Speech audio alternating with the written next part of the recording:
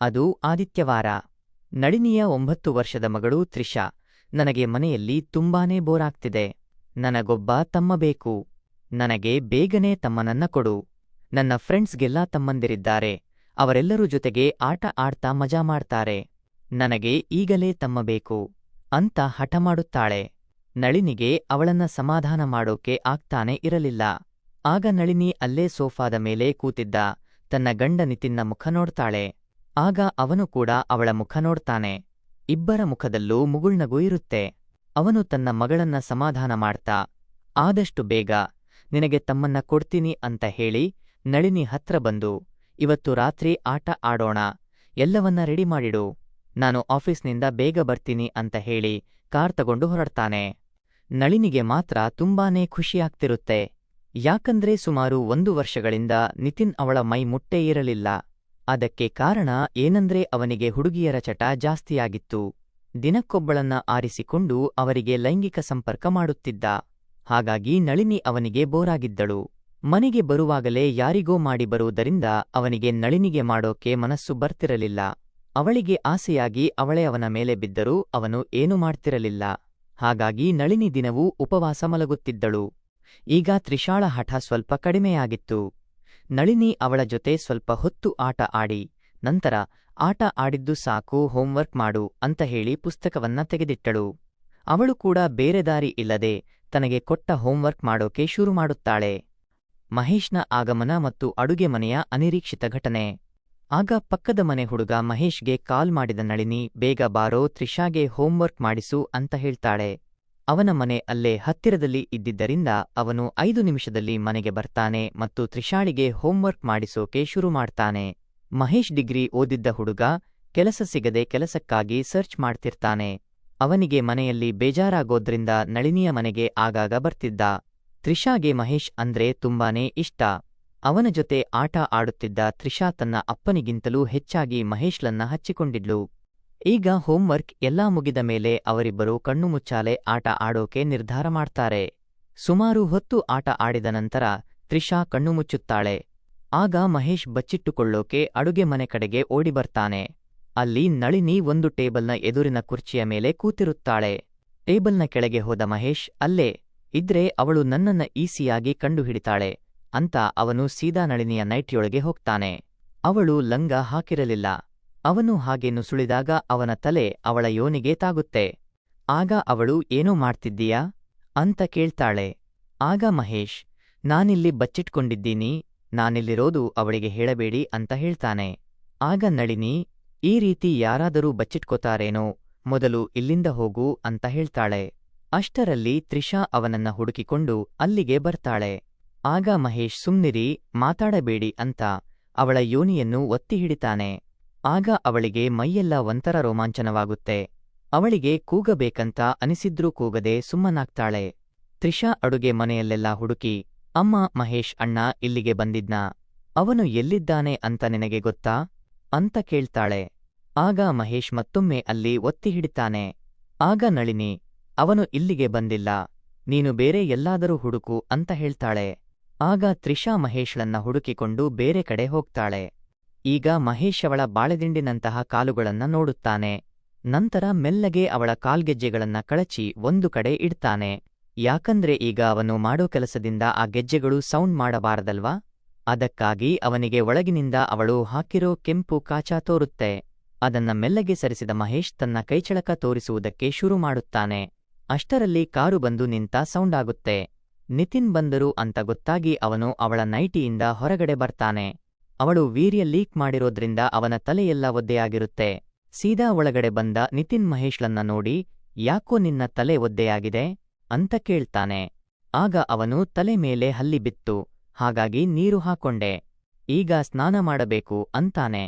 ಆಗ ನಿತಿನ್, ಬೇಗ ಹೋಗಿ ಸ್ನಾನ ಮಾಡು, ನಂತರ ನೀನು ಊಟ ಮಾಡಿಕೊಂಡು ಮನೆಗೆ ಹೋಗು ಅಂತಾನೆ. ಮಹೇಶ್ ಸರಿ ಅಂತ ಒಪ್ಪಿಕೊಳ್ತಾನೆ. ಆದರೆ ನಳಿನಿ ಮಾತ್ರ ಕೂತಲಿಂದ ಹೇಳೋದೇ ಇಲ್ಲ. ಯಾಕಂದ್ರೆ ಅವಳು ಬಿಟ್ಟಿರುವ ವೀರ್ಯ ಮಹೇಶ್ಳ ತಲೆ ಮೇಲೆ ಮಾತ್ರ ಅಲ್ಲದೆ ನೆಲದ ಮೇಲೆ ಕೂಡ ಬಿದ್ದಿರುತ್ತೆ. ಜೊತೆಗೆ ಅವಳು ಹಾಕಿರೋ ನೈಟಿ ಕೂಡ ಸ್ವಲ್ಪ ಮಟ್ಟಿಗೆ ಒದ್ದೆಯಾಗಿರುತ್ತೆ.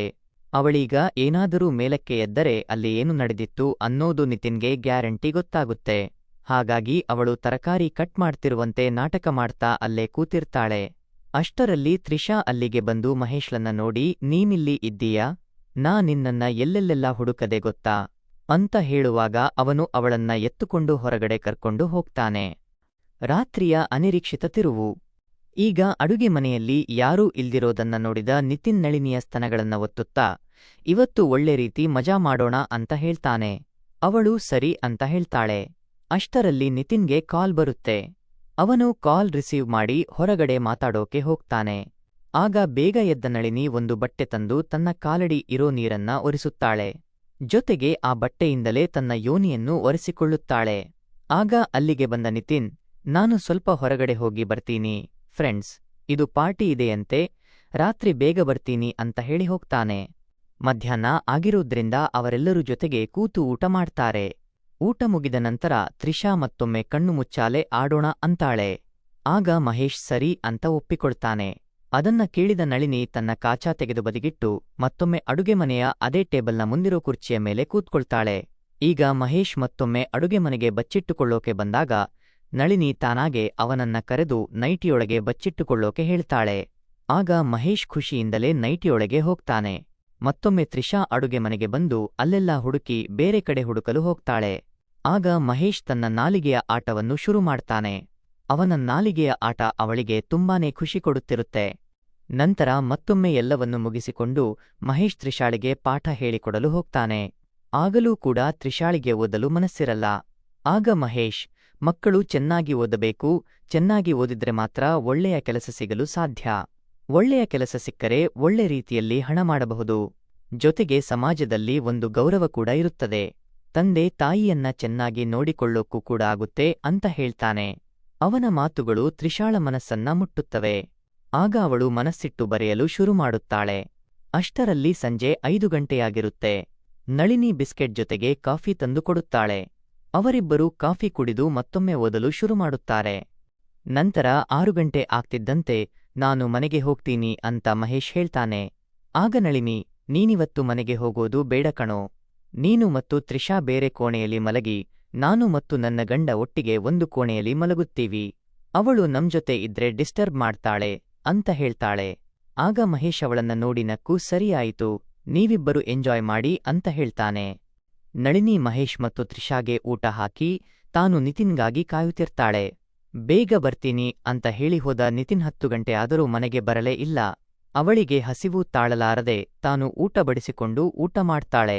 ನಂತರ ಕೋಣೆಗೆ ಹೋಗಿ ಎಲ್ಲ ಬಿಚ್ಚಿಕೊಂಡು ಮೈಮೇಲೆ ಒಂದು ತುಂಡು ಬಟ್ಟೆ ಇಲ್ಲದೆ ಮಲಗುತ್ತಾಳೆ. ಸ್ವಲ್ಪ ಹೊತ್ತಿನಲ್ಲಿ ಅವಳಿಗೆ ನಿದ್ದೆ ಬರುತ್ತೆ.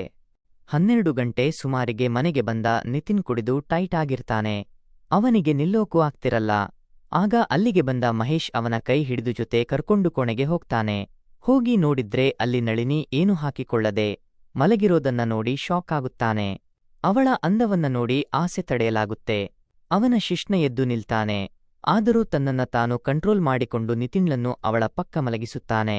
ಆಗ ನಳಿನಿಗೆ ಎಚ್ಚರವಾಗುತ್ತೆ. ಮಹೇಶ್ ಅವಳನ್ನೇ ನೋಡಕೆ ಶುರು ಮಾಡುತ್ತಾನೆ. ಆಗಲೂ ಕೂಡ ಅವಳು ತನ್ನ ಮೈಯನ್ನ ಮುಚ್ಚಿಕೊಳ್ಳೋ ಪ್ರಯತ್ನ ಮಾಡಲಿಲ್ಲ. ಬದಲಾಗಿ, ನೀನಿವತ್ತು ನನಗೆ ಮಾಡುತ್ತೀಯಾ? ನಾನು ಎಷ್ಟು ಆಸೆಯಿಂದ ಇದ್ದೆ ಗೊತ್ತಾ? ಅವರಿವತ್ತು ನನಗೆ ಮಾಡ್ತಾರೆ ಅಂತ ನಾನು ತುಂಬಾನೇ ಖುಷಿಯಲ್ಲಿದ್ದೆ. ಆದರೆ ಈಗ ನೋಡಿದ್ರೆ ಅವರು ಕುಡಿದು ಟೈಟಾಗಿ ಮೈಮೇಲೆ ಪ್ರಜ್ಞೆ ಇಲ್ಲದಂತೆ ಮಲಗಿದ್ದಾರೆ. ಪ್ಲೀಸ್, ನೀನೇ ನನಗಿವತ್ತು ಮಾಡು ಅಂತ ಹೇಳ್ತಾಳೆ. ಅಷ್ಟು ಹೇಳಿದ್ದೆ ತಡ. ಅವರಿಬ್ಬರ ಆಟ ನಿತಿನ್ನ ಪಕ್ಕದಲ್ಲೇ ನಡೆಯೋಕೆ ಶುರುವಾಗುತ್ತೆ. ಇಬ್ಬರೂ ರಾತ್ರಿ ಇಡೀ ಜಾಗರಣೆ ಮಾಡ್ತಾರೆ. ಸಂತೋಷದ ಸುದ್ದಿ ಮತ್ತು ಅರಿವಿಲ್ಲದ ಸೂರಜ್. ಬೆಳಿಗ್ಗೆ ಆಗ್ತಿದ್ದಂತೆ ನಿತಿನ್ನ ಬಟ್ಟೆಯೆಲ್ಲವನ್ನ ಕಳಚಿ ಏನೂ ಇಲ್ದಂತೆ ಮಲಗಿಸುತ್ತಾರೆ.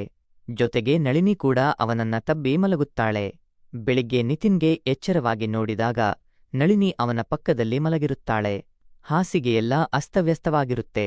ಅದನ್ನು ನೋಡಿದ ನಿತಿನ್, ನಾನು ನಳಿನಿಗೆ ಸರಿಯಾಗಿ ಮಾಡಿದ್ದೀನಿ ಅಂತ ಅಂದುಕೊಳ್ತಾನೆ. ಅವನ ಮುಖದಲ್ಲಿ ಒಂದು ಸಣ್ಣ ನಗು ಮೂಡುತ್ತೆ.